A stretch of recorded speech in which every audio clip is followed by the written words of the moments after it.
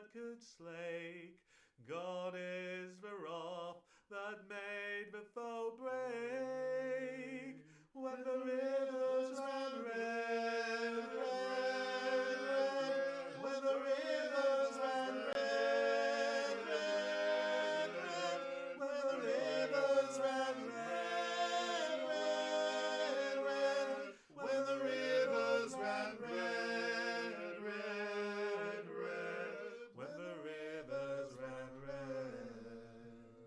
Gone, gone are those halcyon days. We were all so young. Gone, gone are those halcyon days. Aged when we were done.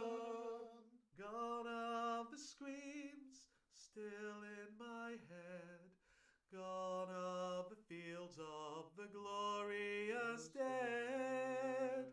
When the rivers ran red, red, red.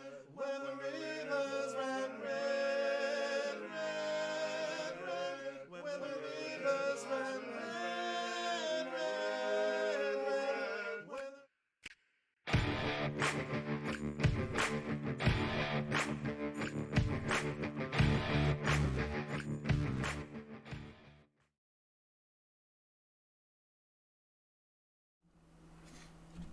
Hi everyone, welcome to the stream. I'm tired. This is going to be all over the shop, this one tonight, as normal. Hopefully the audio is okay, hopefully everything is okay. I've changed the look of, I've moved things around a little bit so where I'm sat, so hopefully things are a little bit more central and stuff. So, I'm Steve. Yes. So that is all good. So we've got a little bit of what's going on. On Friday, we're going to try with Tim from Darkblade again. Try to get that working. I hope.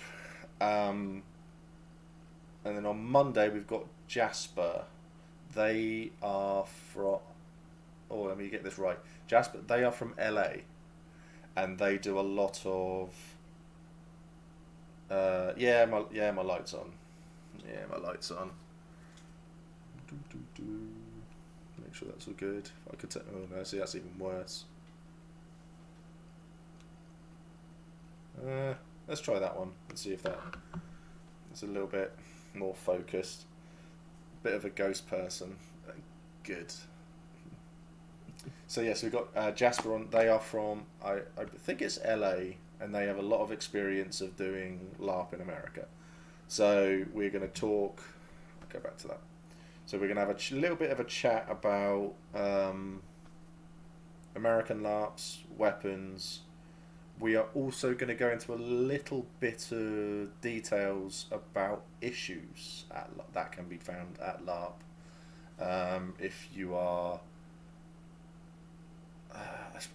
best way to describe it, female presenting, I think it'll be the best way to describe to say it. If I'm saying things wrong, correct me in chat, and I will correct myself. So we're gonna jump onto that as well. So hopefully it will be quite an interesting and informative conversation, and then we can go from there. So tonight, you may recognise Scott. We've had Scott on before. We've chatted military things, battle-y, fighty things, but this time we aren't going to have Justin talking over everyone. Madhouse voice for 3 men. Yeah. So, right, I am going to attempt to fix my ghostiness, if I can.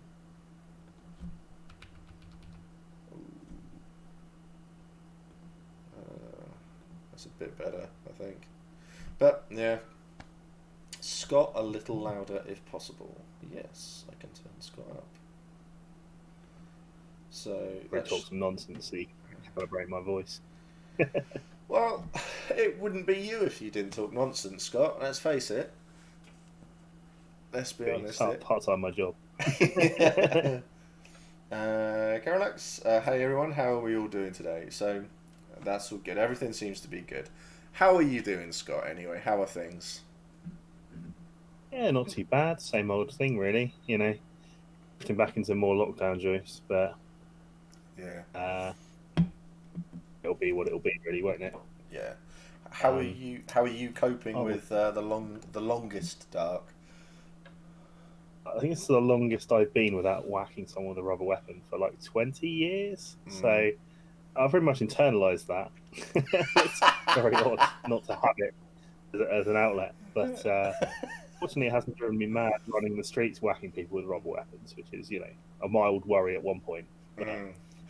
As we move into the darkest dark. Yeah. Were you with me and Kit when we were walking through Southampton to the Common carrying all of the weapons and we had the police pull up alongside us? Maybe not that time. I've done it enough times to have. Best one was an old Zulu type shield that my friend had, and we had that literally piled with weapons with people either end. Yeah, we had the cops pull up and they just stared at us, then obviously went, they're not real weapons, and just drove off. Yeah, it's when you get them going, oh, can I ever go? And stuff like that. That's what I like. Because when me and Helen went camping with the folks from Wintermark, we had there was a guy who worked there on the camping site, and he sort of wandered over, and we didn't want to. He was in his big golf cart thing, and he came over and he's just like, if I give you a free bag of logs for your fire, can I ever go with the weapons? And we were like, yeah. So he had a little bit of a scrap with someone, and then went, there you go, have some logs. And we're like, yeah, great. Yeah, When I used to get the train a lot, very strange conversations with people. Including one where I was desperately trying to impress the girl. Oh God, this is 20 years ago. Wes will remind me every time. He's like, oh, it's a music festival. I'm like, yeah, but what with rubber axes? I'm like, yes. When you get caught in a stupid lie. Yeah. I think it's when you go to work and you have to try to explain to people. Yeah, I go off and do LARP, and they go, oh, what's LARP? Like,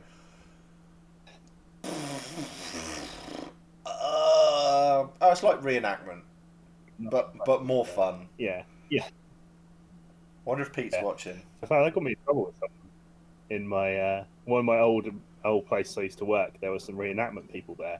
They heard I did reenactment, and they were good friends, and they were like, blah, blah, blah, and always chatting to me. One day they found out I did LARP, not reenactment, or the betrayal on their faces.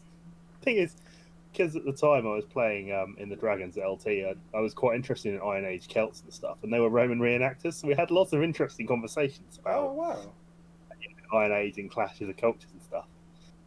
So eventually they came back around, but there was a couple of days where they were like, "You're a LARPer." Yes. I've never really had that.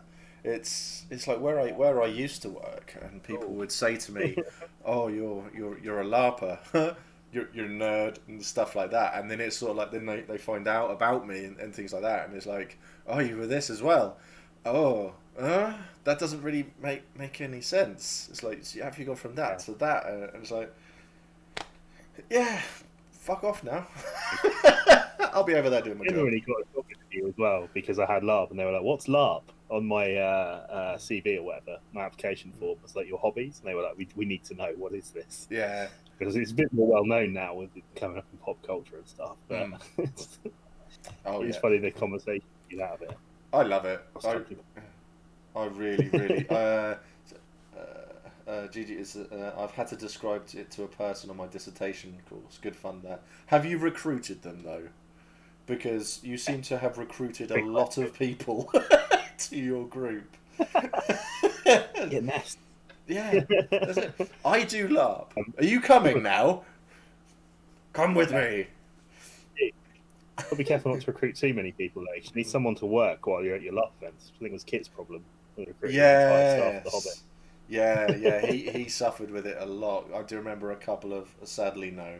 Oh, It was, yeah, he had a few occasions where he was like, I don't know if I'm going to come. I can't get there. I can't get there. I'm not going to come. And then all of a sudden, yeah, I'm coming. And it's like, yeah, he's just told them he's going, really. That would seem to be the way he got around it. So, yeah. It's like, this is my thing I do. Like, get to do it 4 times a year these days. So I'm not missing one of those for an extra shift. No. You know, money versus... I have to admit, in my old job, they knew what I would do, and then they came around and said, because at one point they planned these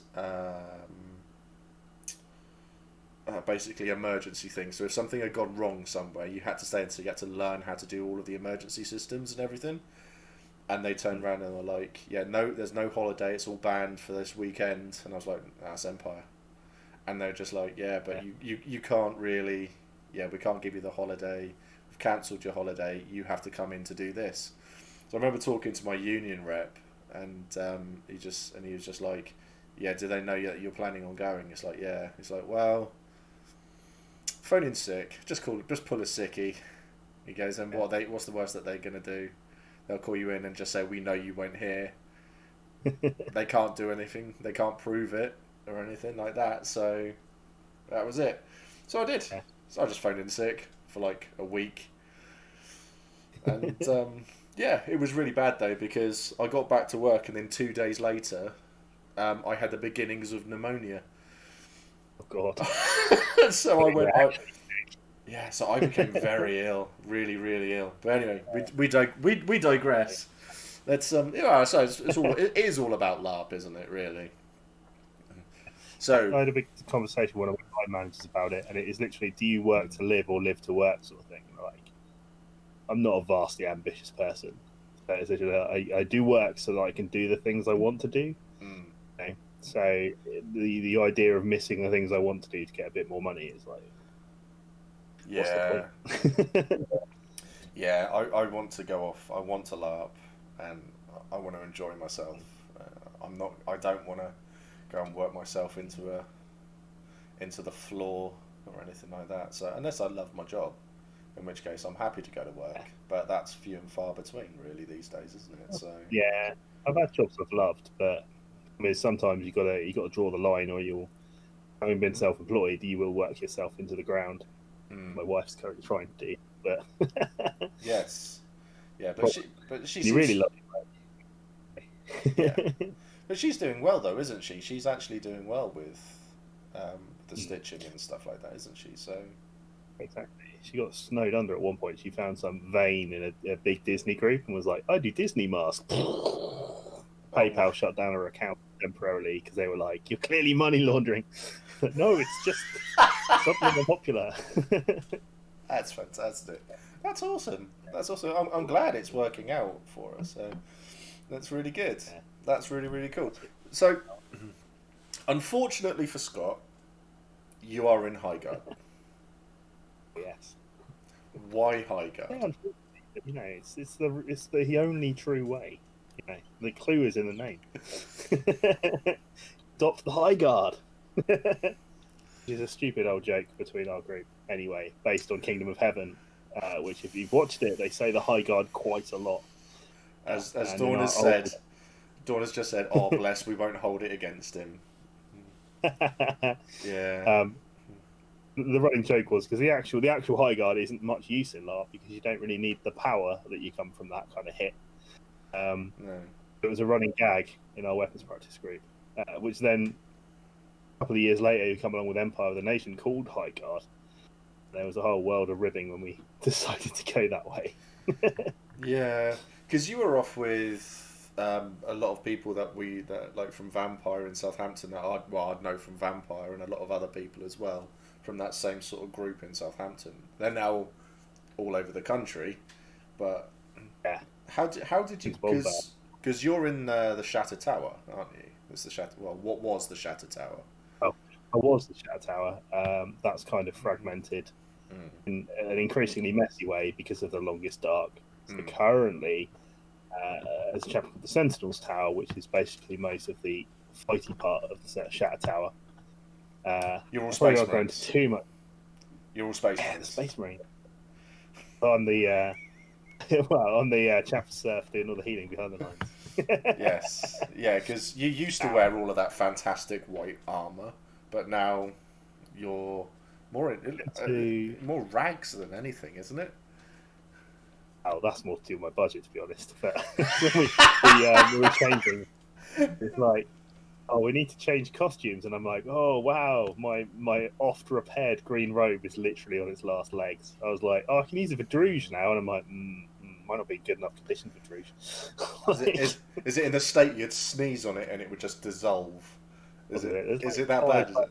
Fabric on it, and some characters you could say it was intentional, but I had that discussion, and I was like, I'm meant to be a upper middle class high cut character. I shouldn't really be wearing oft repaired rags. No. And then we've changed color palette, so it's going from green to black, which is easier to find, thankfully. But I've held off on purchasing too much, just because there's another 6 months down the line we might have some other great schism, and suddenly I need to wear yellow robes, or something else might occur. I might lose weight. I mean, things can happen. Yeah, I have faith in you, Scott. I have faith. I think we're all. I think we're all in that place, aren't we? We're going, oh, yeah. But so the Shatter Tower were a huge and very, very influential group within Highguard. And then, I know that something has happened, but for the in character reasons, it's all everyone's just got. We want to focus here. We want to focus here. And we want to focus here. That's pretty much it, isn't it? For in character stuff. To the in character reasons, the Shatter Tower was very focused on retaking Rykos and then stopping the Druge ever retaking it. Unfortunately, we've been too successful alongside the rest of Highguard. Obviously, we do it on our own. But Rykos has been completely reclaimed, and like Urizen's on fire, the bits near Rykos aren't on fire yet. So it's all looking very secure, very safe. We eventually got rid of Lofir, which took an astounding amount of effort and hitting people with spades. I think at times PD were like, why is no one interested in this plot? We're like, we're really interested. We're just arguing with each other, and nothing much is coming out of that sort of thing. But I think the Rykos thing was complete, and there's some kind of the Shatter Towers explained about 4 or 5 chapters, and the Urizen unit. Yeah. And for various reasons, not all of them in character. No. Although a large group is going to have problems in the long run, because when you have, I think there's over 100 members of the Shatter Tower group. And I purged that at one point to try and get rid of all of it. Because again, any group will eventually just accumulate people who said, "Oh, I'm definitely on board," and then never appeared. Yeah. So that you probably got about 60 odd ish members. Yeah. And it's just enough that there will inevitably be problems between people, unfortunately. Oh yeah. It's personal ambitions and stuff. There are people who want to take positions, but because the Shatter Tower are not the most remarkable unit for grabbing titles, but we've got some remarkably talented and ambitious people around, which means there are swaths of generals, archmages, grandmasters ever. So next on the list, that kind of thing, and it kind of stunts your progress a bit if you're trying to be a general, for example, and there's a Shatter Tower general and 2 Shatter Tower adjuncts and a Shatter Tower captain or something. Yeah. There's not where people to go unless they die. No. Which Shatter Tower happens a lot. But yes, it does. Apart from Andy, the plays General Carthu, is nigh unkillable, so he's fine. The rest of us. Does Andy actually take the field? Does he? Yeah, he does. I think, to be honest, while he does get into fights, the advantage of being a proper general or field marshal, which he's often doing or helping the other generals, means you're generally not in the danger ranks. No. It's good. The one Empire event I missed, everyone nearly got massacred in a horrible cut off and encircle kind of affair. But when you're running the battle, unless something's gone wrong or you've got some particularly nefarious monsters, generally you're aware enough that you're not getting murdered. Yeah, the Wintermark battle donut. Oh. Please don't. I was in that fight. I remember that fight, and I remember being stood with my unit, well, my small unit, off to the side, going, "Why are they in a donut? Why are they letting themselves get surrounded? What the fuck is going on?" I'm going to go over there and attack. I'm going to go and have a fight somewhere else. I'll leave them to it. I'll go over there. And that was it. It was As it an was EMU leader, ridiculous. I was genuinely moving my unit to not murder people. Like, especially as the character playing a Druid Cicatrix had a lot of mana and spells, and they're usually a ritual caster, but brief was there are no rituals we need you to do. So you have some, but mostly just throw spells. So I just had a massive bag of mana, potions and toys, which is like cast basically as many spells as you want. Like, woohoo!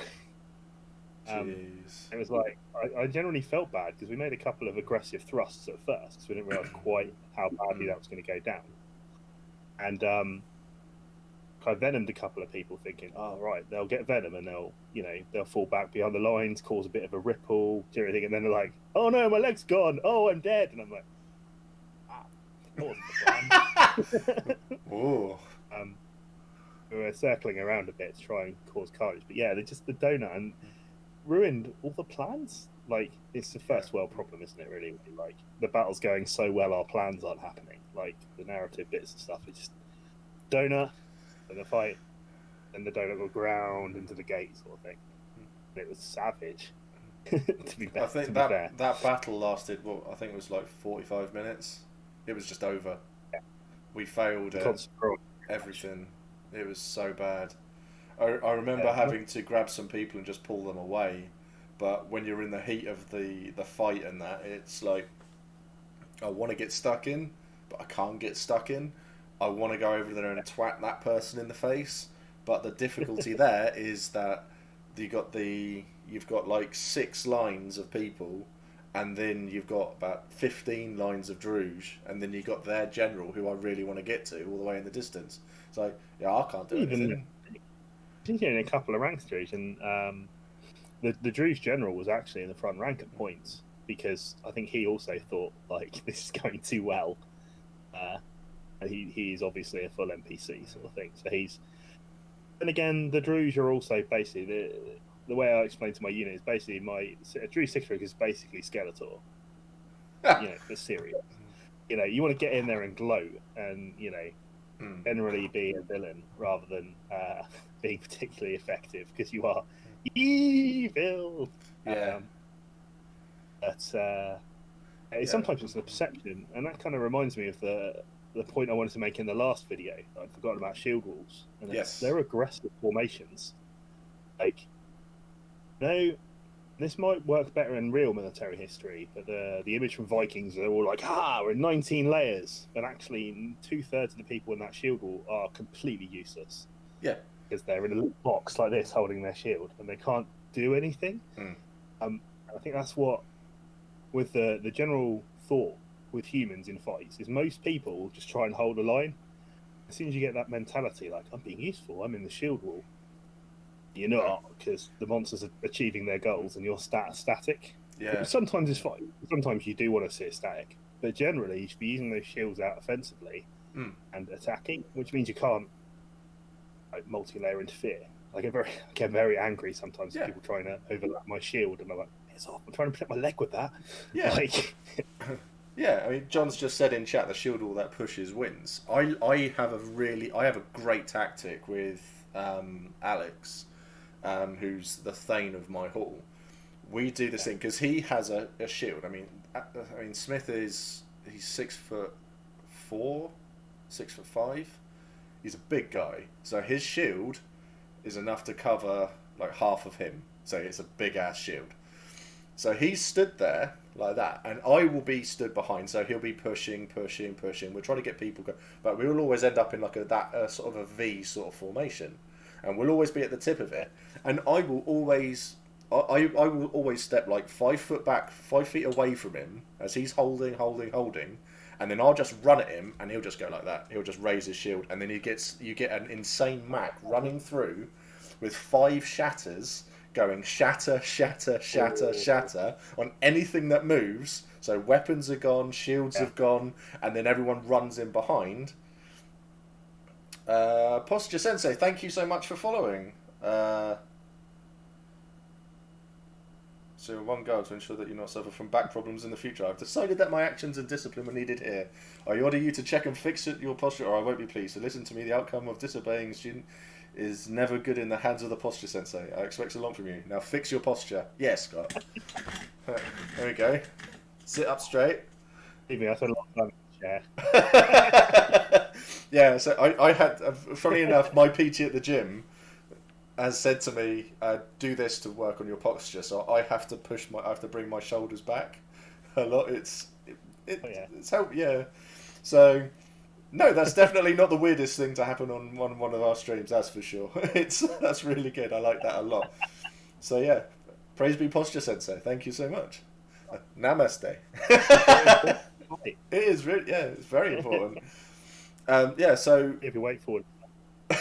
So with Smith, whenever we were fighting, and he'd always raise his shield, and then I'd go through, do all of that, and everybody would then come running behind me because I've generally shouted and sworn and hit enough. Cheer for sitting up straight.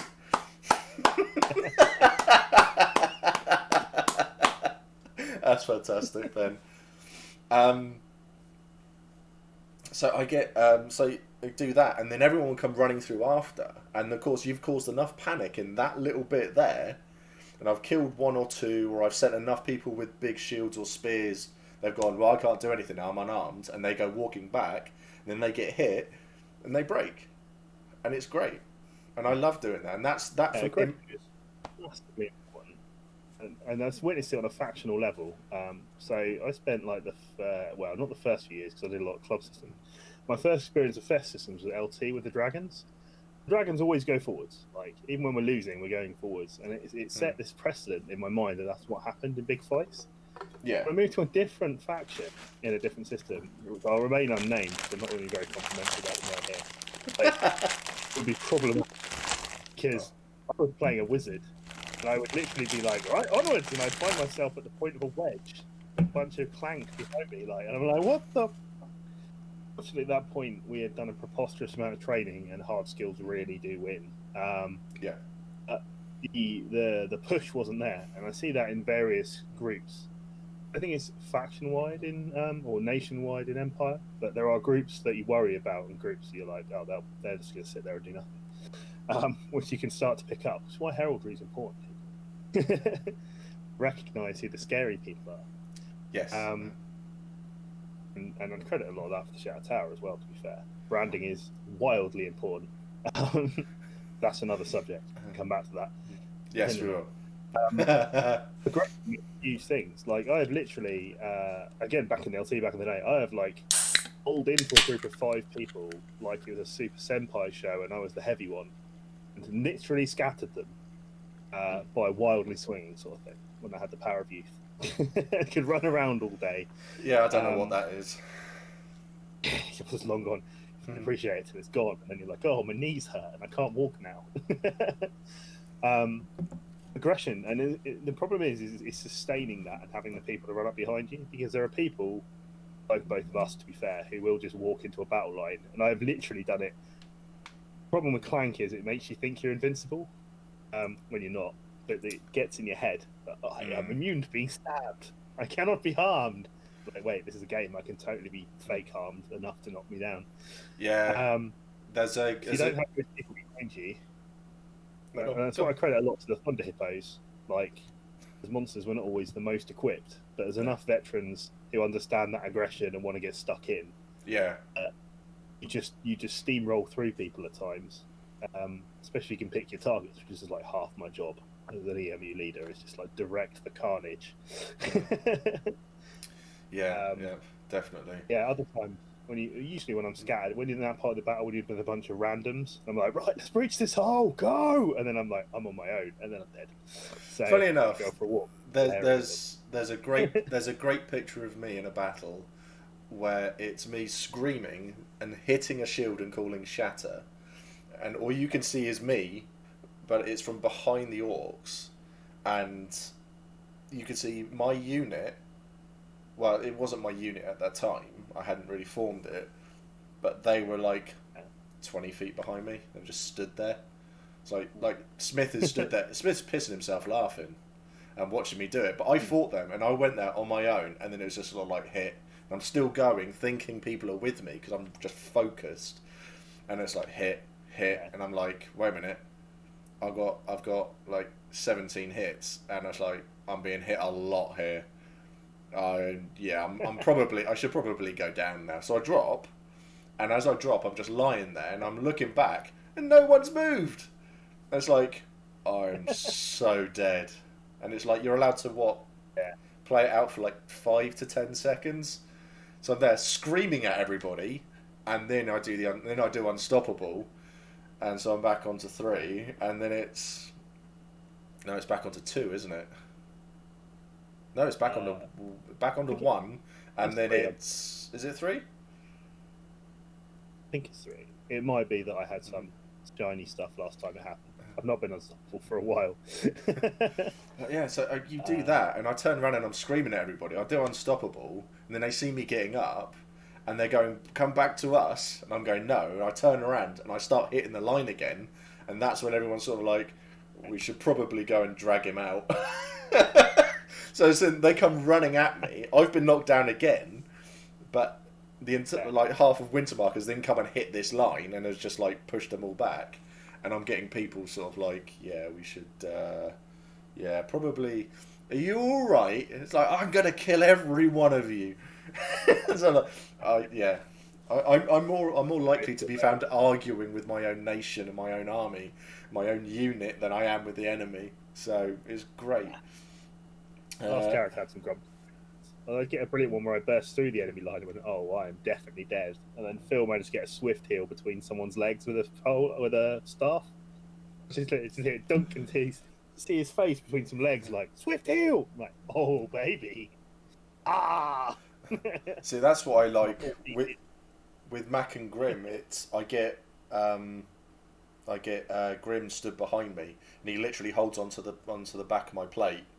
And I'm just running forward, and he's there behind me, and he's just hitting things and stuff. And then it's all of a sudden he'll just go. It's like we get into a line, and there's like 4 people with spears, and he's just like going, right, empower, because he's got like 50 mana and about 20 mage bloods with him and stuff like that. So he's just constant.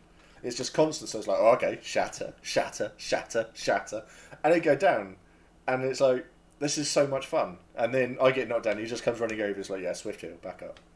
And it's like, yeah, I'm going to go that way now. Like fighting a frost giant face first isn't healthy. First time in battle, Scott had to drag me out. So Sparky 66247. First time in battle, Scott had to drag me out to the gate. Heavy armor makes you amazing. It makes you feel amazing. I don't know who Sparky is. Like 4 people. Oh, right, okay. Probably. He's the keenest person I've had to help out recently. Over the years. Excellent. Because you tend to feel like some of the problem with LARP is that like you tend to turn up and you're like, yes, let's do this, and you like. Admittedly, when I started, it was the old days when the internet didn't have anything particularly useful to this on, but like. Just the basics of how to fight. So I tend to try and make sure any newbies in my group or nearby, like a mentor for hire, have at least some basics and keep an eye out for them. So, because they're keen. And like I said, like if you've not worn heavy armor before, especially if you've got it layered up right, like the feeling is. One of the first times I had my plate on, I was sitting there with a kitchen knife, stabbing myself in the chest, going, "Ha ha ha! Ha, this is amazing." Because of some stupid short circuit in your brain, your lizard brain or whatever, they get like, oh, you're covered in steel now, can do anything, which then carries across to your behaviour. But obviously, the realism of heavy armour is tricky to get across in game because real knights could sit there and be hit all day if they had the proper fitted plate, nothing we can afford. Whereas that is impossible to balance in a system because how do you represent the lucky shank slipping under a joint and knobbling you sort of thing. You have to kind of limit them. Yeah. Oh, The mental. Alfie subscribed. Thanks, Alfie. Good to see you, mate. Got an emote. Thanks to Alfie's subscription. Good, thanks. There you go. Let's put that one out there. Excellent stuff. But Model Rowan, if fighting a frost giant face first is bad, fighting it arse first must be even worse. No, because you're running away from it. If you're fighting it arse first, it means you're going in the other direction. It's great. Something very complicated. Yeah. Spins are always fun. Spins are good. So those frost giants were great fun to fight, though. They were really good fun. Because I remember fighting. Huh? I was playing him, had a great time as well, and chatting to the both of them. Yeah. Although one was more tired than the other. Andy Connell. Yeah. And he's like, I'm in for a bit. And he died. He's like, now comes the keen, younger, fitter of frost giant to destroy you. Yeah, because we ran in to fight them, and I had Mark Humes almost next to me, and we were running forward because we all like to fight the really big thing, and he ran towards it and hit it once, and then it just went dunk, and he just went down, and it was just like dunk, and he got up like 3 or 4 times, and he kept on hitting down, and he just went, I can't do it anymore, you'll kill me. And he left. I was just like, oh, okay. So it's like I hit it a couple of times and it would swing, but you'd be able to sort of lean back enough so it just brushed in front of your face, and that was great fun to do. But I enjoyed watching it when people would charge it and I'd just go strike down. Yeah. So much Previous fun. character with all the clank ended up in solo fights with both the crab monsters and the dragon suits, the 2 kinds, the black one and the red one, and they were so much fun to fight. They were different, like hopping the tail or dodging the crab claws and stuff like that. Much you feel like a giant down hero, even if there's like 8 of you trying to fight them all at the same time. Yeah. That was fun. Saved the Brass Coast. Randomly ended up in the middle of the Brass Coast, and just like, everyone was a bit like, "Oh crap, he's cleaving everyone." I'm like, "I'm immune to cleave. Rock on, get down." Me and Kit were suited up as gene stealers, and it was some other guy. I don't know who his name was, but he was a gene stealer as well. So it was the 3 of us. So me and Kit decided that this other person was our mother. So we were just walking around, and we did nothing, and we got into, I think it was Dawn, and we walked through Dawn's front lines, and basically they were like, they're not aggressive. Don't attack them. Do not attack them. So we got walked through the front lines. Me and Kit were stood right in the middle of like their front line. So I remember I was stood in right next to their healer blob, and I was thinking to myself, "Oh, if anyone gets hit, I'm going for the healer blob. That's it. I'm having them all." And you heard the person who was playing our mother. Basically, someone had turned with a halberd and clocked our mother on the side of the head, and they did this high-pitched squeal, and then I heard Kit go for it. He screeched, and then I was looking at the healers, and you could see them all sort of like just all turn their head to look at me, and then I screeched with these claws that are calling a natural cleave at the time as well, and I'm just running in. It's just like hit, hit, hit, hit, cleave, cleave, cleave, cleave, cleave, hit, hit, hit, hit. And that was it. And so the people, they didn't know what to do, because the orcs hadn't even attacked at that point. So they're all looking at us going, well, there's 3 of them. It's like, so the front line sort of like splintered, and they went after them, went after Kit, came after me. The healers were there like, repel, and like that, and the ref was going, no, ignore it. And it's like, repel, please. And it's just like, no, just ignore it.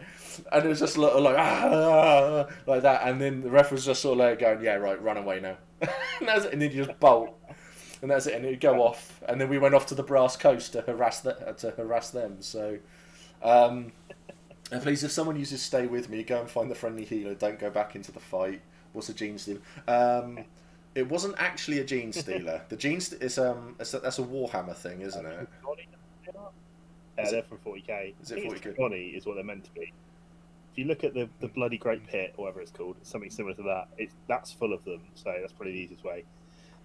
Or they're under the Empire Beastmanary. But yeah, I think it's Trigoni. Trigoni. But yeah, they look like gene stealers, so everyone calls them gene stealers.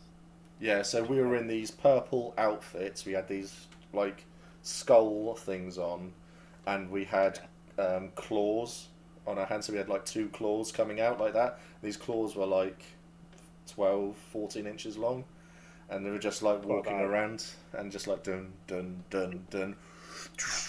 Costumes are actually built to be 40k Dean Stealers for a 40k LARP. So Yes. if you Google that, you'll probably get the exact outfits. Yeah, I've actually got the photos of the 3 of us in it, and obviously you can tell which is the serious person, and can tell which 2 are me and Kit, because me and Kit are pretending to kiss in the corner while wearing these things. So they were really good. The costumes don't exist anymore; they fell apart. Yeah, a lot of them do, unfortunately. Yeah. Some of the monster costumes in existence, unfortunately, due to the way LARP storage works, just die.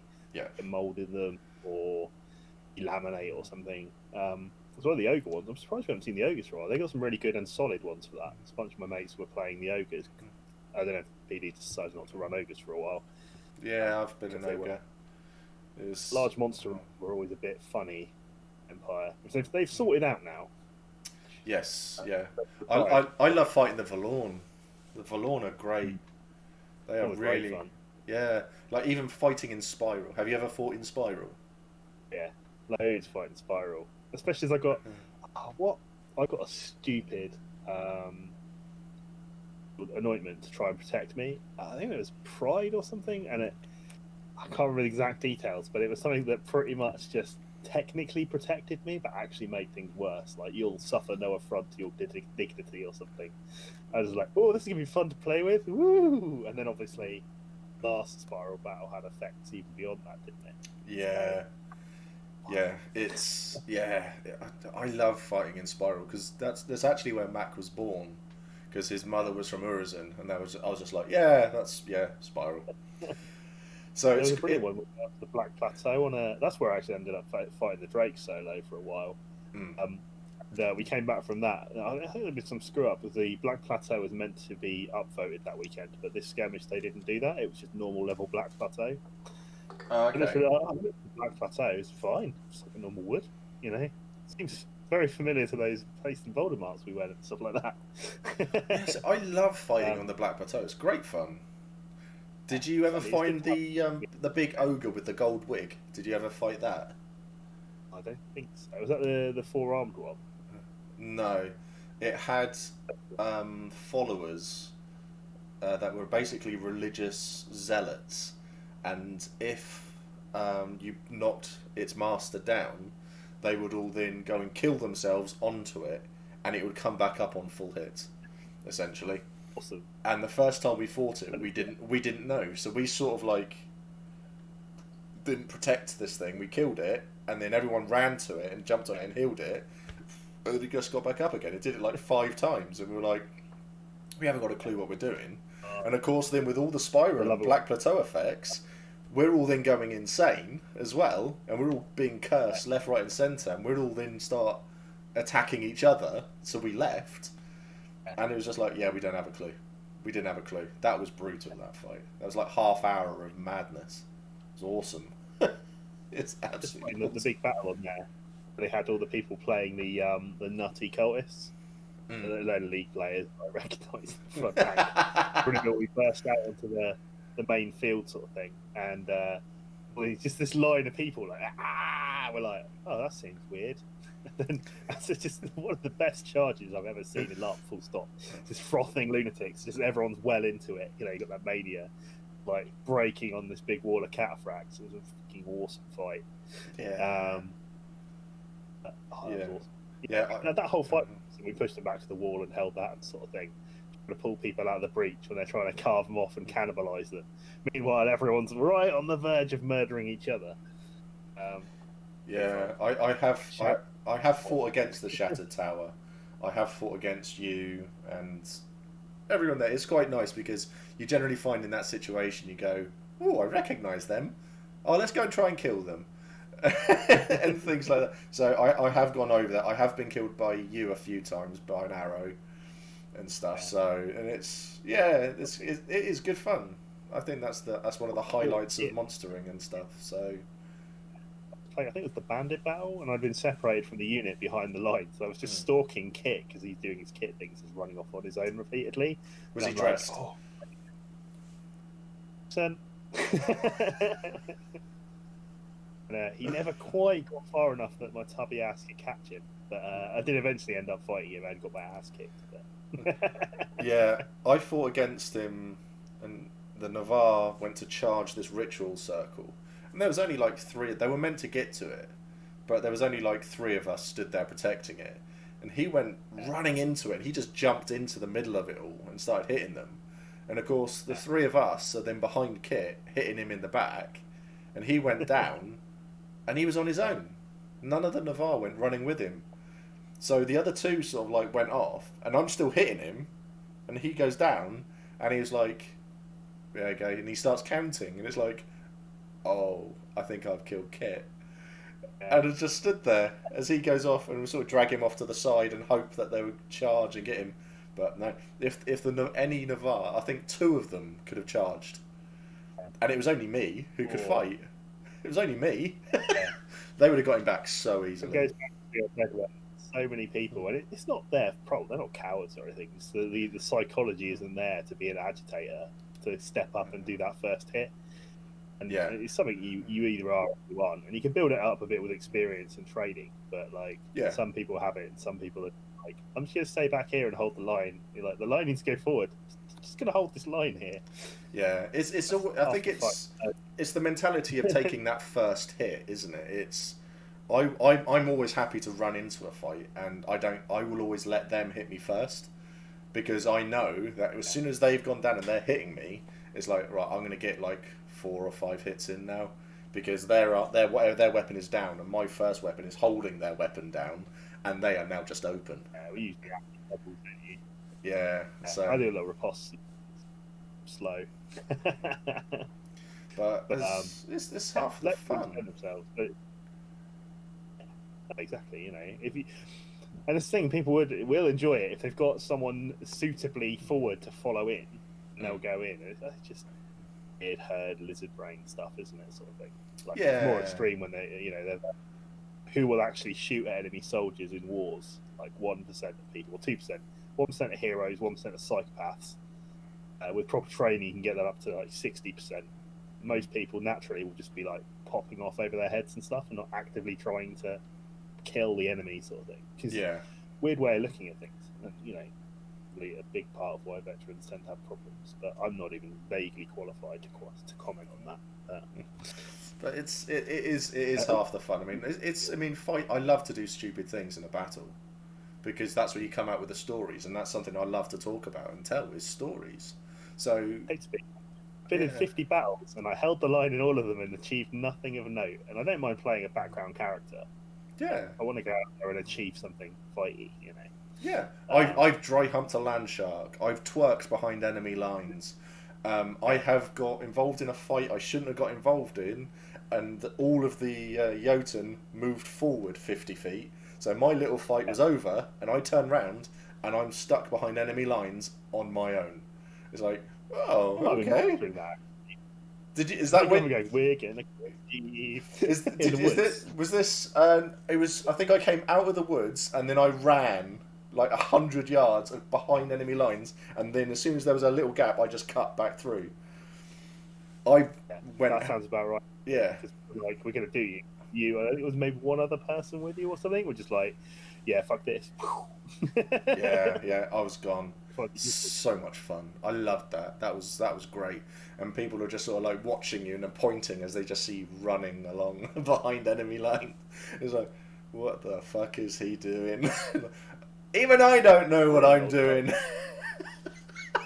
there's a brilliant old photo of me back at LT. So it's an actual photo before digital. Ooh. And there was a unit of guys who had very distinctive costume, like French Musketeers. I can't remember their name now, but it's in a like Heartland Games battle. And it's a brilliant picture, and you've got like the dragons on one side, and then the Musketeer guys fighting them, and then me behind them with two knives, and a face is like,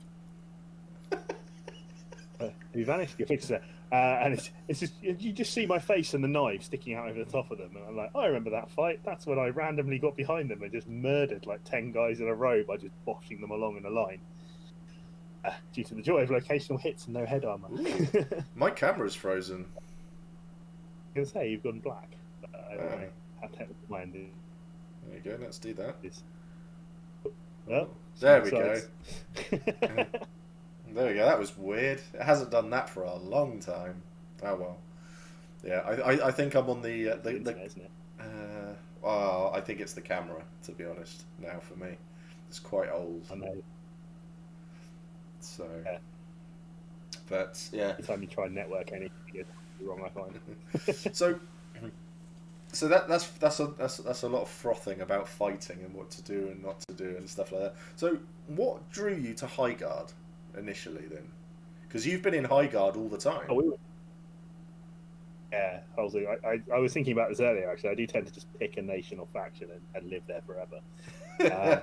We were the Tower originally. I think it was originally let's all go be Romans at Odyssey, and then that didn't happen. But we were Persians for other reasons. So we retasked the group and let's do an Empire group. Yeah. We quickly came upon the idea of doing archers as something different. I don't think even the rules had been leaked at that point. It was all just conceptual stuff.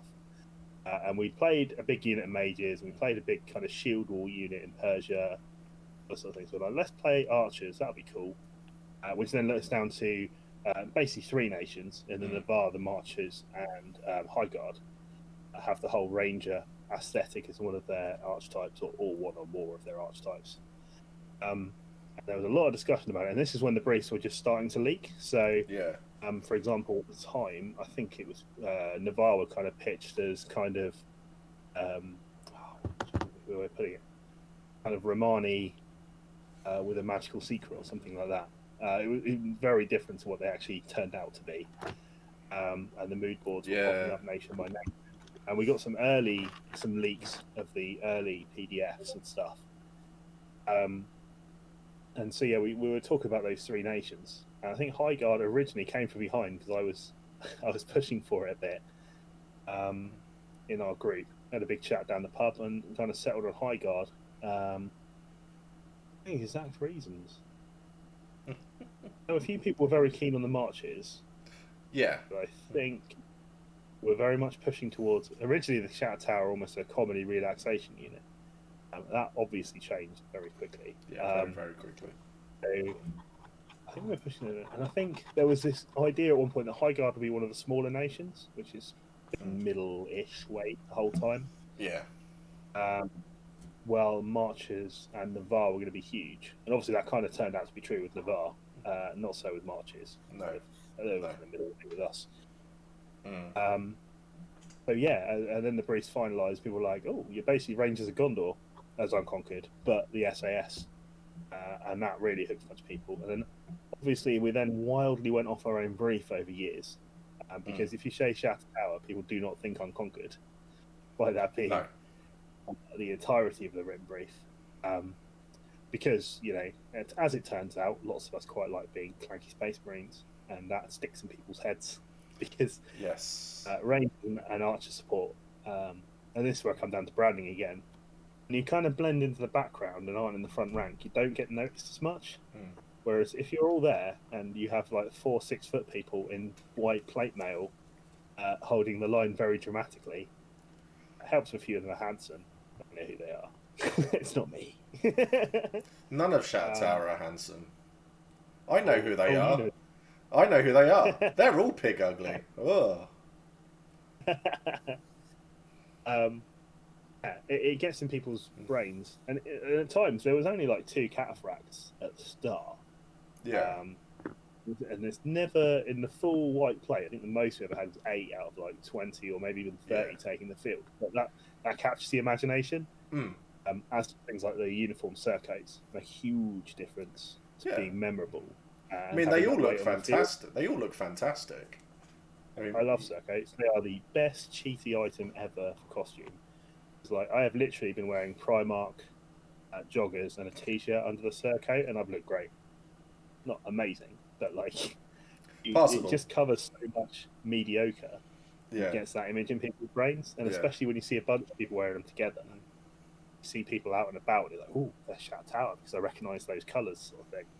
yeah. I mean, for me, I see Matt, Stu, Law, Andy, you, and I'm just like, oh, Shat Tower. And then I walk off in a different direction because I don't want to cross your path, basically.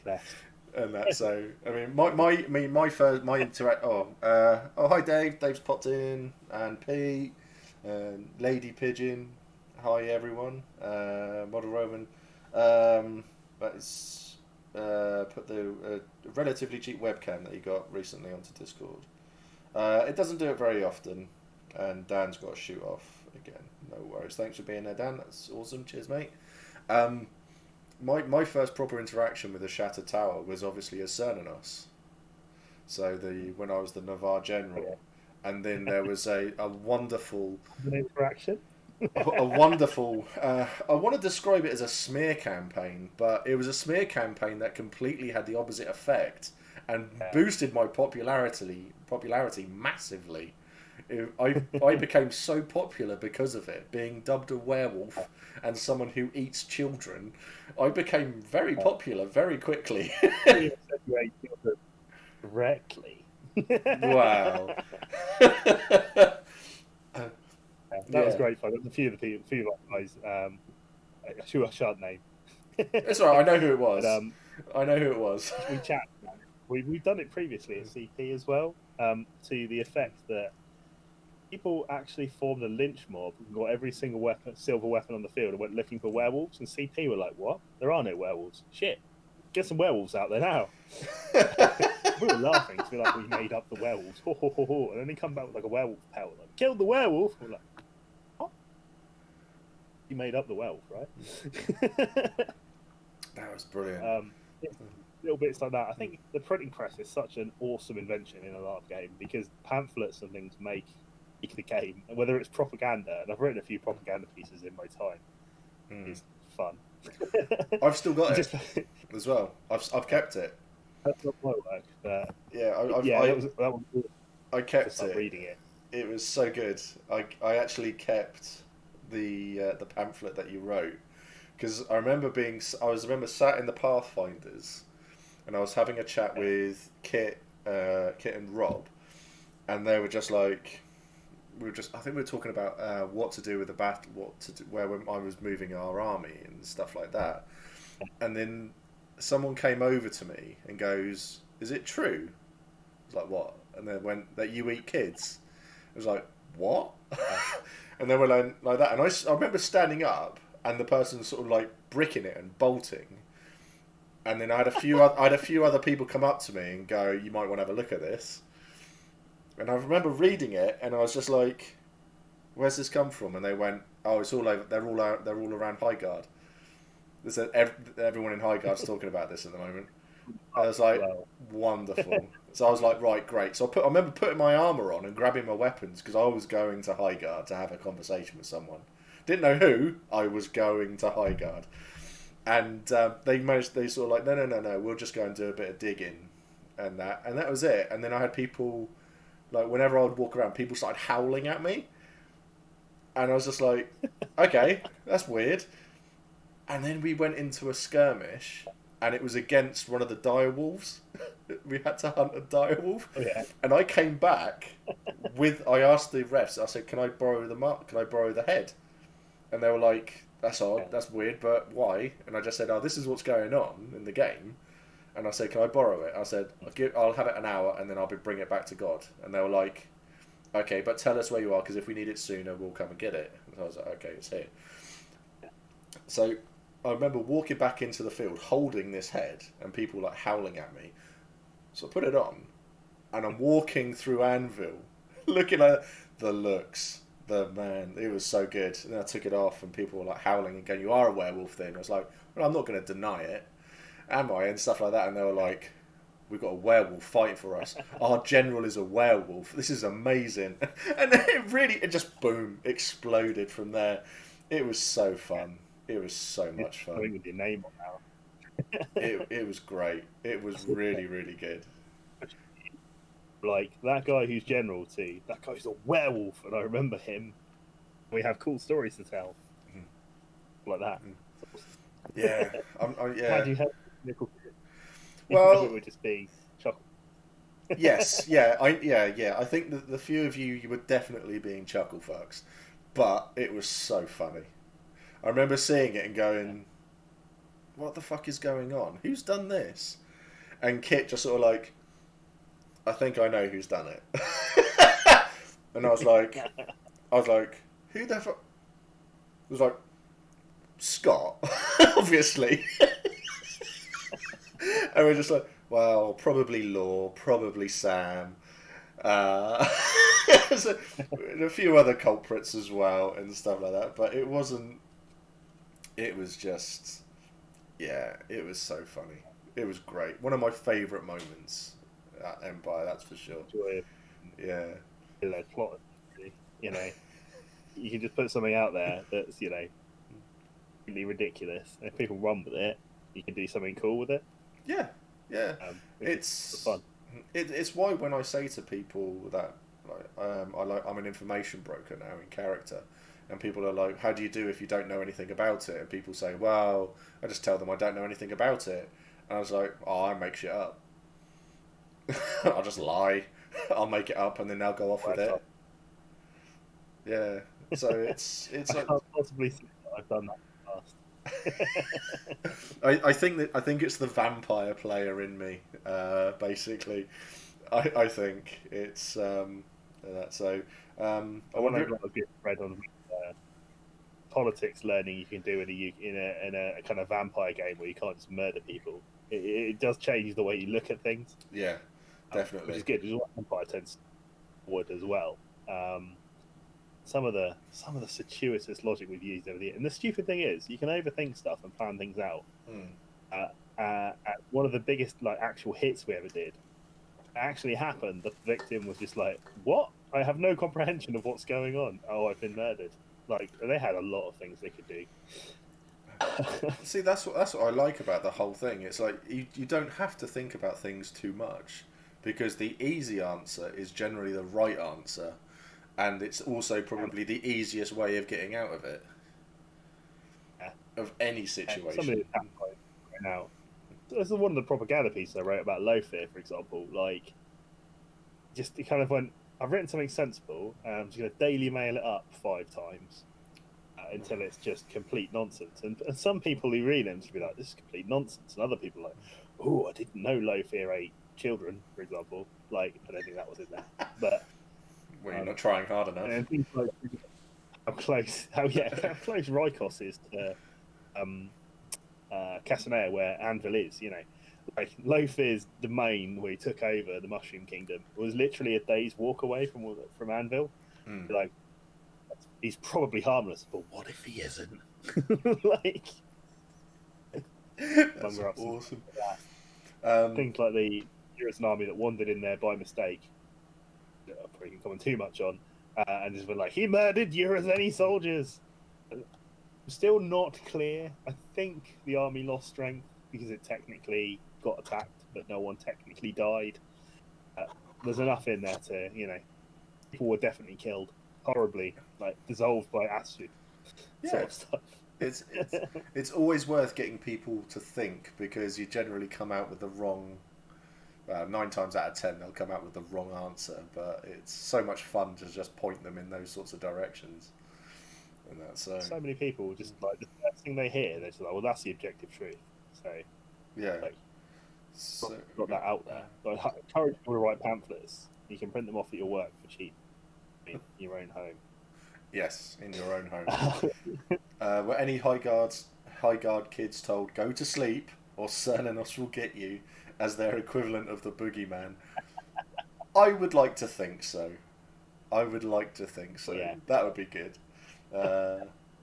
Many debate what is at the heart of driving force of Empire, unity, conflict, glory. Turns out it's mainly shenanigans. Yeah, I think that's the good thing. You need to have some sort of fun in the game, and Huge number of stories yeah, are based on people being semi-bored and just wanting to cause some trouble. One of the most notable things that ever happened to Odyssey, the ones that we were literally talking about the other day, was our Shah, the king basically, got drunk in Carthage and decided he would kidnap himself with the aid of his Carthaginian friends, because that way he would get half the ransom. And me, as his long-suffering general, basically we were like, our Shah's been kidnapped. And we're like, what? So I go to talk to the kidnappers, and he's there with about 4 bottles of port in him, going, it's okay, I get half the money. We're like, but my king, it's all your money. Like, this went on for a while, as I was worryingly sober at the time. And eventually I'm like, well, this isn't going anywhere. Right, we're taking him by force. March off, go and gather up some immortals to come and kick some heads in. And, which, you know, isn't Odyssey, but we're gathering a mob, we're going to go rescue our Shah from the dread kidnappers. Unfortunately, some more sensible people had apparently snuck into the tent and just grabbed him and run off with him under a blanket. brilliant. Because even would-be kidnappers were like, they're just like, this is funny. They're like, we've rescued the Shah! And I'm like, with an angry mob, like, oh, Shah, you're back! How good to see you! We were just going to go and escort you from the premises. Like, do I get to keep the money? And we're like, yes, my Shah, it's all your money. God, that's amazing. That's so bad. That you know, 1 or 2 players going out and just deciding to be interesting rather than just optimal. And I struggle against it. Yeah. So discussing with my wife earlier, like, I'm terribly competitive. That's not always the best stories, sort of thing. Like, my spreadsheet is now slightly larger. It's not very interesting compared to that time he got drunk and decided to write a pamphlet about our friend in another nation being a werewolf, you know. That's still a good story, though, that one. I like that. Helen has asked a proper question. Hey. So, what's a stereotype of Highguard you think is untrue, and what do you wish was played more in the nation? They're going to be different answers, because the one thing that always surprises me, and it might be because as a group we've run a bathhouse event, so we've had to think a lot about nudity, is not that I'm personally involved with that, I claim credit, but there's this weird assumption that Highguard are all prudes, and it's like, because of, you know, you think religion, you think, you know, Victorian Catholicism is kind of a default. But we're more based on Romans, so like chapters go to the bath together. They're probably naked most of the time. Casual assignments and that are happening all the time, all over the place. As long as it's virtuous, which you can bone around virtuously, you know, it's prosperous and ambitious. Courageous, even, you might say. People are like, oh my God, I'll never be on board with this. And we're like, woohoo, new sex cult. Obviously, that has to be moderated a bit, because you can't be naked at events, because frankly, no one would benefit from me being naked. Well, LARPers, mate. I would, a lot of people wouldn't benefit from being bone around virtuously. Quote of the night. Okay. So there's that, and it links into the you know, religiosity does not mean you're all humorless spores, sort of thing. Like, and it depends to degrees, because it can mean that, and I think there is a whole spectrum in Highguard, in chapters and between chapters, sort of thing, where you have some chapters who are like, to stereotype horribly, we are well into books and learning and doing religious debate and research and this sort of thing. And there's other chapters who are like, we focus mostly on war, so when we're not fighting orcs in horrible battles to the death, we're here to party. And you can follow both those threads, and I think it's more effective when you can slip that casual lineagism or something like that in amongst a more nuanced character, sort of thing. Yeah, there are bad things. Highguard aren't bigots. That's very much in the brief. But I think it's more effective. Like my Naga character, who hated being a Naga, was like, "Oh, it's important that I not breed because I don't want to pass this curse on," sort of thing. Other Naga are just like, "I'm faintly horrified as to what's going on in this conversation." Sort of. And that's fun to have these conversations with people and slip the bits in. But otherwise, and you can be literally like, "Let's all have get shit faced," but I can't go any further because I can't risk it. Yeah. I can't. Um, So how have other Nagas reacted then when you've turned around and gone, yeah, but I don't want to breed because I can't pass on this to anyone. It's usually quiet horror, which I think is the most effective thing. I mean, partially just thinking about me breeding is quiet horror in general, but it's the subtle self-hate stuff getting in there. Like I think I filled in a thing. It's like, what's your highest ambition? And you go, to die really virtuously, so I get reborn as an actual human.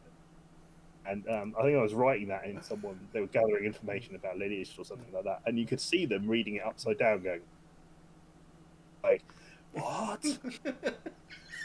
It's like you've got to have a spectrum. For every character loves their lineage and is like, yes, we need to have full rights, and you've got to stop being mean. You've got to have some people who are buying in or who think it's bad or good sort of thing, or you're not going to get a full spectrum of interest across characters. And maybe that's something I think people should play up more.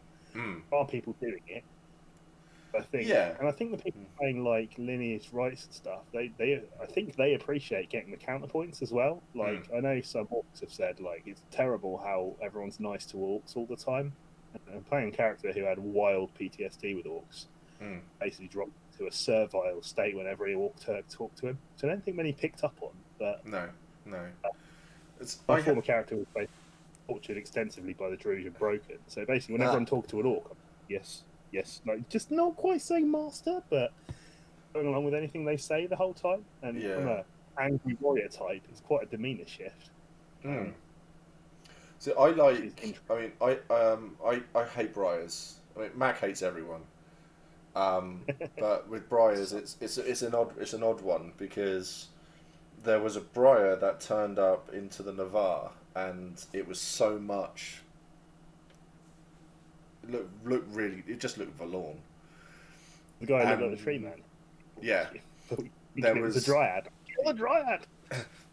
And they turned up in the middle of the Navarre, and an announcement was made saying they are not forlorn, they are a briar, and all of this. And people were just like, well, we'll kill them anyway. And then a couple of people went, if anyone hurts it, it says they're going to have to deal with us as well. And the people who said that, they were Mac's friends, close friends. And I'm stood next to them and I just went, yeah, but you're not going to be around it all the time, are you? And they were just like looking at me and were like, how can you say that? It's like, well, I think things, the words come out of my mouth and then I kill something. It's the way it goes. And they're just like, we don't want to fight you, Mac. Like you don't want dryads to be around. Like, one of the chief things is that Highborn X Navarre is like, kill the fracking dryads. Like, they're stabby, they're healy, they're just a nightmare. Just murder them straight away. Just ignore the husks, kill that dryad. I had an amazing dryad costume, which is equally that's the whole point. They are dryas who've been the Lord up. Surround Mac's tent with potted plants. And of all things, briars tend to be the ones. So I know it can be tricky doing races and roleplay and problematic in ways. Oh yeah. Briars, kind of like I've considered it in the past, but like there are times when I have very low energy and I just can't be dealing with it, and I'm like, I just won't play a briar. I played Naga instead, which is very much my street.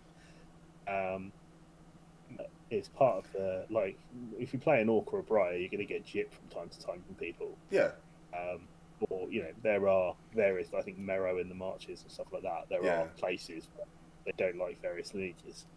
Yeah, Briar's vastly disgusting.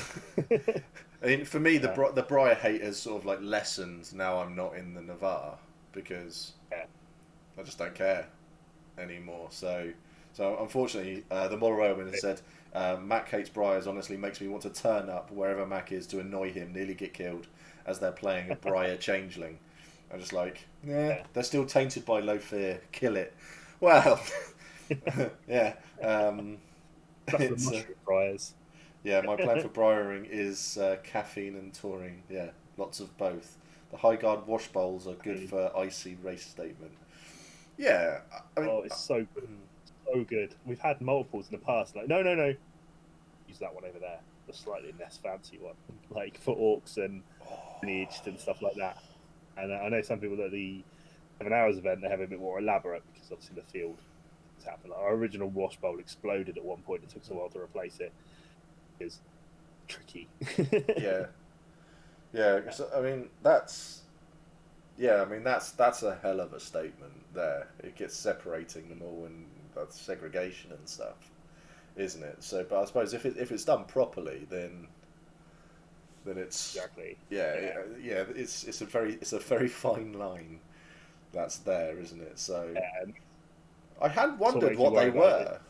I have walked through Highgard and I have seen wash bowls all over the place, and I'm just like, well, they're not really very clean, are they?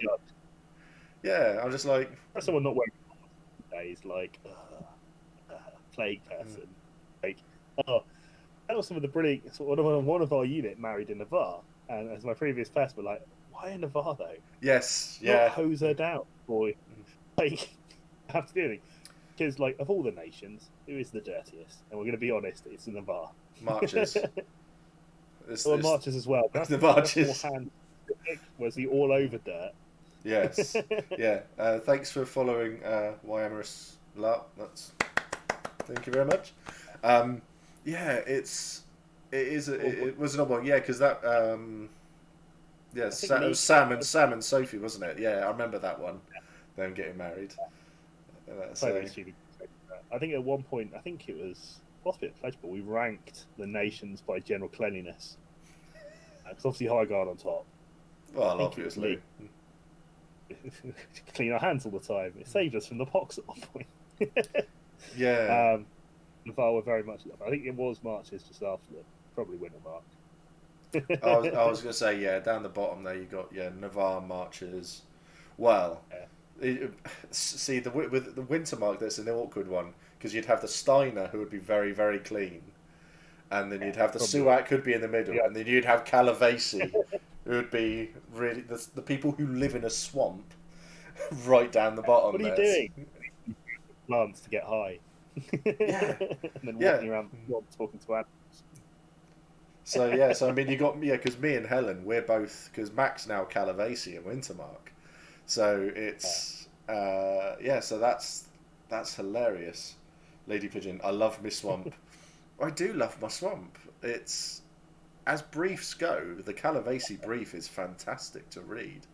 I mean, the whole animal totemic magic as well and stuff. The totemic magic is incredible to read. So when the people are like, at one point, a head unit,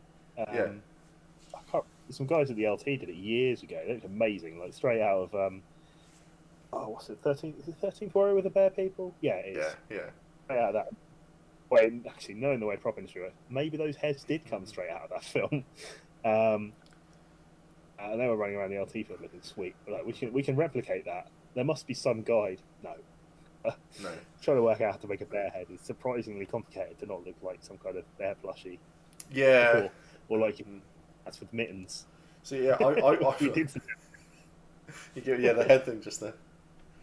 Oh my god, that'd be awful.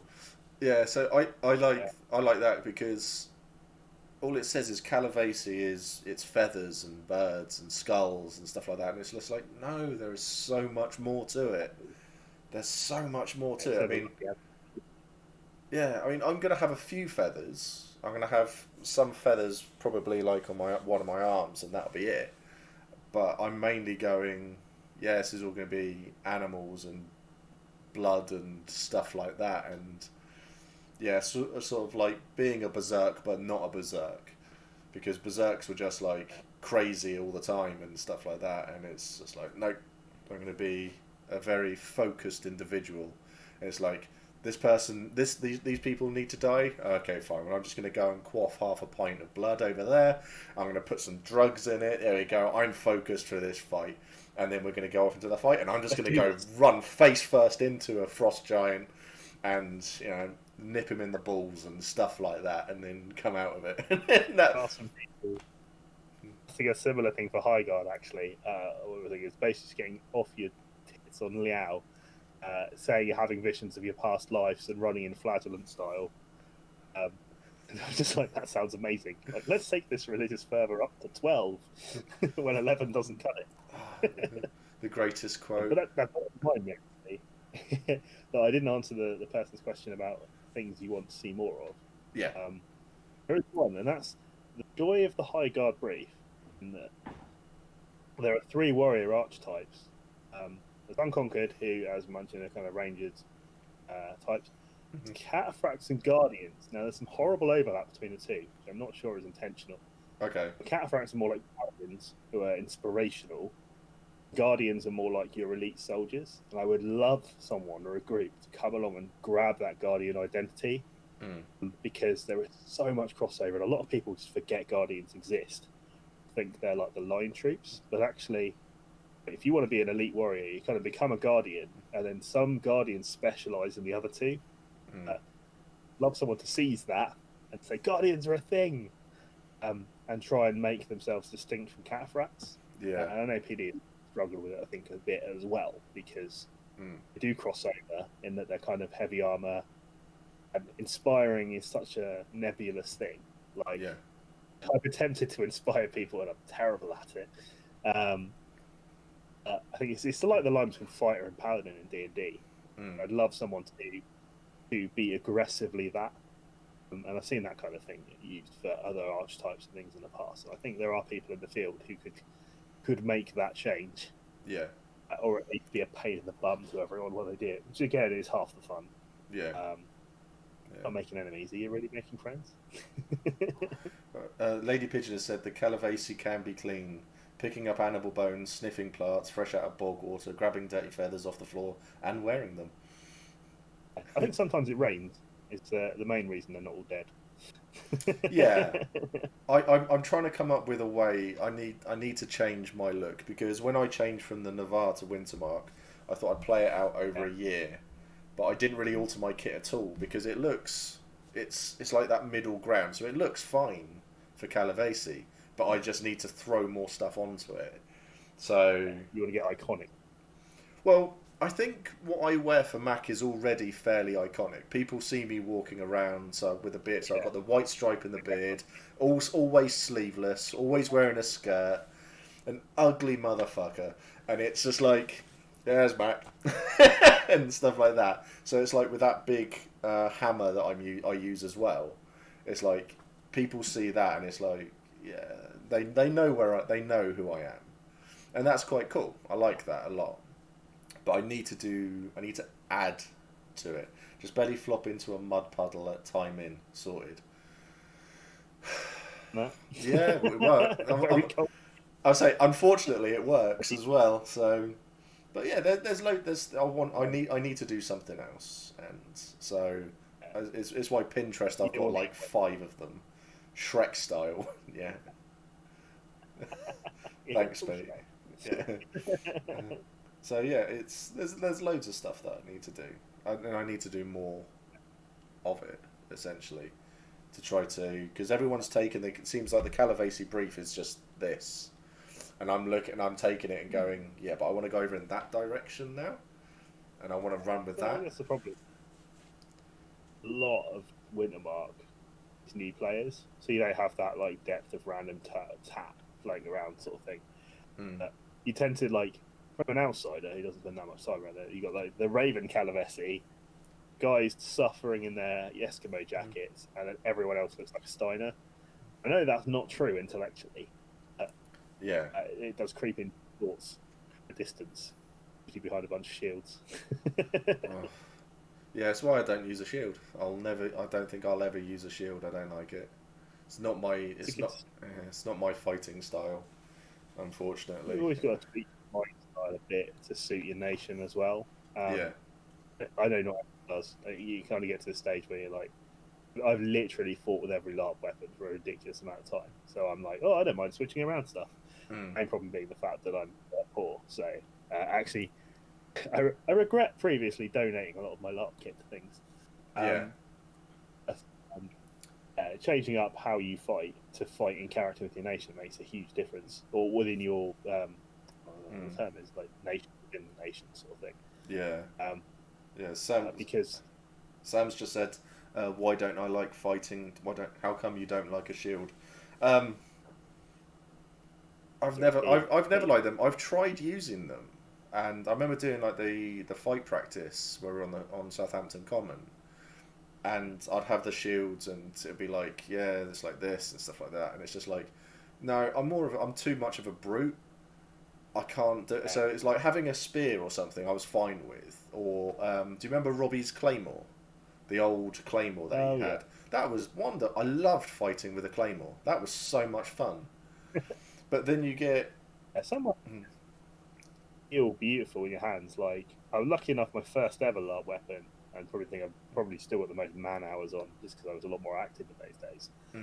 Is like an extension of my arm, and so is my staff that I've come back to after many years. You can tell by its condition, and a few others over the years. But a lot of weapons don't sing to you in that way.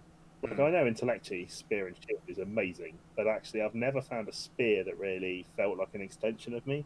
No. Whereas a lot of great weapons tend to fit that niche. And I get on right with shields. I love them, but yeah, especially they all handle differently as well. Like, a Persian shield is very different to using a kite shield or something smaller. Yeah, because that basically works. If people don't know, what a Persian shield is nearly a wall. Those little cutouts, and you can literally just forget you're using it and plant it and just go, right, well, no one, like the old D&D rules, no one can attack me from this like 35-degree angle sort of thing. I'm invincible from there, so I can ignore that and just focus on murdering people in front of me. Yeah. Sam's just said shield takes up a hand you could be using to inflict pain, right? Pretty much. Pretty much. It's like I liked using Justin's Viking sword. That was a nice sort of length. It's 39 inches, I believe. So it's a little bit shorter, but it's that nice sort of. So it was Darren. It's a regular Props's Viking swords that he made, because let's face it, all of his stuff's beautiful anyway. So I liked using that, but I don't really like swords. And then do you remember Chris's mace, his Sauron mace? Vaguely, I think huge. Yeah, and I remember fighting with that, and I was just sort of like, I love maces so much. And that was it. It was just the brute force of a mace and being able to swing that around, and it didn't matter. So I'd be going, I'd hit there, someone's behind me, I could swing it back that way, and then you bring it back over here, and things like that. And it's just like, it was so good. So good. So that's why I've got two of them. Hammers. The axes and hammers I absolutely love. I had a beautiful Dane axe my height, and it was so good. Keeper stole it from our 10 LT while we were all half getting pissed. The kids, crime does exist a lot. It's rare, but it's there. And I felt like someone had murdered a loved one. Lose that, unfortunately. Whereas not everything ever comes that close. No. Pete's asked, somebody just get murdered. Onto something. Does it go an archetype theme or generic? Oh no, I think they're having their own little conversation there.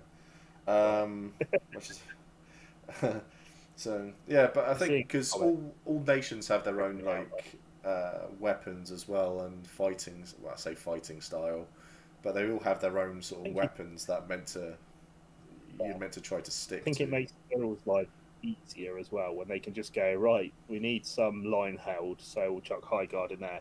We need some people to run through the woods like crazy people and murder them from the sides. Brass Coast and Navarre, go! Yeah. And stuff like that. And if you know you've got that can stereotype, it feels more fun as a tactical general rather than like, we've got 6 largely identical sword and spear blobs. Like, one guy over there? Like, that's not as fun as being able to go like, you Brass Coasters, you're great at running. Like, I want you to flank them and fucking banzai charge out like a bunch of maniacs. Yeah. For example. Or, like, I need some ritual doing. Urizen, you want it? Cool. You know, that kind of thing. And it feels better. The fights feel better when everyone's hitting those stereotypes. Yeah. It might be to go like, I am the only guy with a double-ended battle axe. And you're like, wow, but you're not. not as good as having 20 guys fighting in like a Roman Legionnaire formation or something. If you're playing Rome, for example. Yeah. Chris has just donated 99 bits, all hearts, and it's so the mug that I've got, it's like just over half of it is hearts at the moment. That is so cool. Thank you so much for doing that, mate. Don't want to derail the convo, so you don't have to reply to this, but your vid is in your inbox. Oh, right, okay. That's cool. I will have a look at that. But 100 ain't one. We'll look at. So that looks so cool. That's really, really cool. What's the time? 8:30. Right. I'll put the little one to bed at for 9. So I think we'll probably have to call it there. But we will get you on again because it's stories and just having a laugh at the end of the day, isn't it? So it's really, really good. Thank you everyone for LARP stories. Sorry, say that again. Still lots in there. Oh yeah, lots of things for brain injury, but there's still endless LARP stories, I'm sure. Wow, 148 now. Is he going to actually fill the cup? Completely. Let's have a look. It's still going. It's going to overflow. It's filled up. Nice. It's filling up nicely. Oh. Wait for it. Oh, here we go. It's over. Oh, there we go. The last one, when it drops in, it just goes. That is so cool. I love it when that happens. Oh, and Helen's cheered now as well. It's oddly satisfying. I love it. I love it when these sorts of things happen. Oh, and there's Abby as well. Chris has gifted a tier 1 sub as well to Wyamorous LARP. So thank you for doing that, Chris. Abby cheered 45 and it exploded everywhere.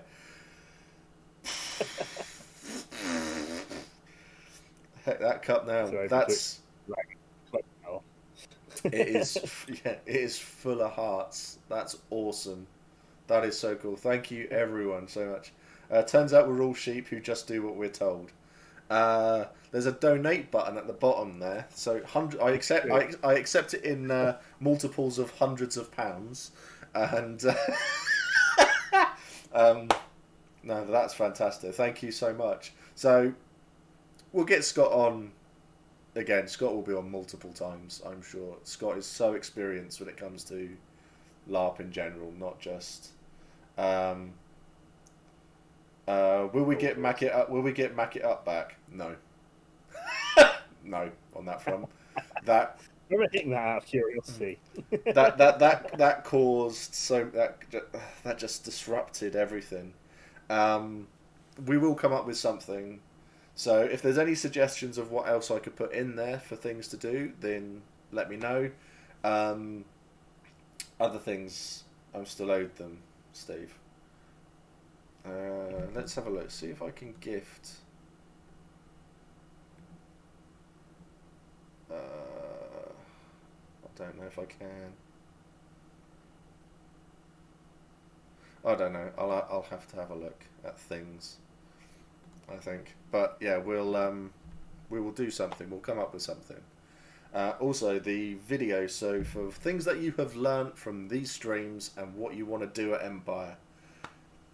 Anonymous 142069 is following. Thank you so much for following. That's awesome. If you get to so if you can make anything like that, hello, then that'll be awesome. Just to let us know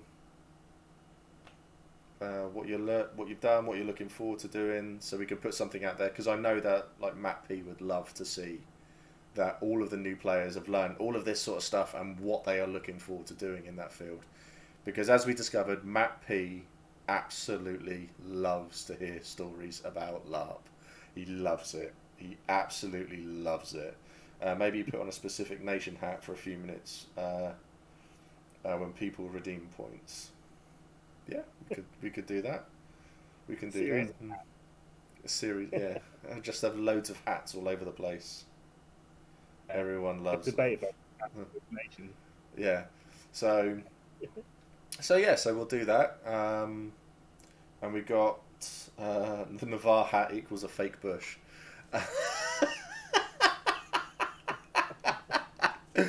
yeah, so there's lots of stuff we could do. Friday we're going to get the chat with Darkblade going. Monday we're going to get the American Jasper on, and they are going to have a chat about LARP in America, which is going to be great. The next stream is Friday at 7 p.m. and will be a good laugh. So with Tim from Darkblade, who's one of the larger traders in the field. Well, literally pinned my mate Wes in a room for like 2 hours chatting about armor. And they both like talking about armor, to be fair, so it wasn't pin. But good lad. Yeah. So we got loads of stuff. So it'll be. I think I'd love to get some videos done to make something like that, and then I want to do one of those brushstroke videos as well. So out of kit and then in kit as well. But as a lot of the new players have said, they don't have full kit yet, so we are going to have to be patient on that one. But New players, like I said, mine fell apart. I need new kit. Yeah, I'm working on mine at the moment. So yeah, so we got lots of stuff to do. I still have loads of these T-shirts as well. I've only got them in 2XL. I think this is a 2XL actually. So if you want a T-shirt to sleep in, be comfortable around the place in, not necessarily wear out or anything like that, let me know, because I just want to get rid of them now. So let me know, make me an offer, and we'll go from there. All right. So thank you everyone for watching. Thank you, Scott, so much for coming on, mate. Thanks for having me, mate. It's always Definitely. We're gonna do the military one in November as well. So I've got you and another couple of people in mind for that one as well. So we can go from there. May have to make that a couple of people. So a couple of chats rather, with a few different people and stuff. So because I just got a winner to fill up. Yeah. I just think there's so much to talk about there. So glad I woke up early. Excellent stuff. So thank you everyone for coming along. Thank you everyone for watching. Yeah, we'll be in chat in Discord probably for a little bit, maybe, and we'll see you all on Friday at 7 p.m. Thank you everyone for watching. You take care, stay safe, much love. Bye. Bye.